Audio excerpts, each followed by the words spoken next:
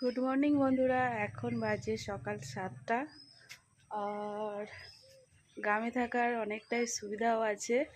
এ দেখো, এখানে অনেক মেয়ে আর ছেলেরা, এখানে পুকুর রয়েছে প্রচুর, তো পুকুরে মাছ ধরতে যায়। টাটকা টাটকা মাছ পাওয়া যায় এখানে।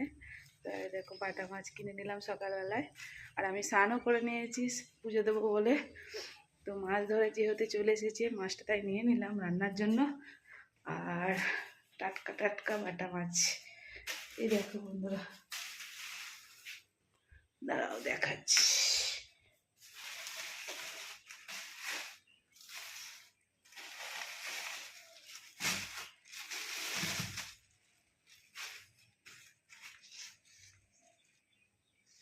একদম টাটকা বাটা মাছ।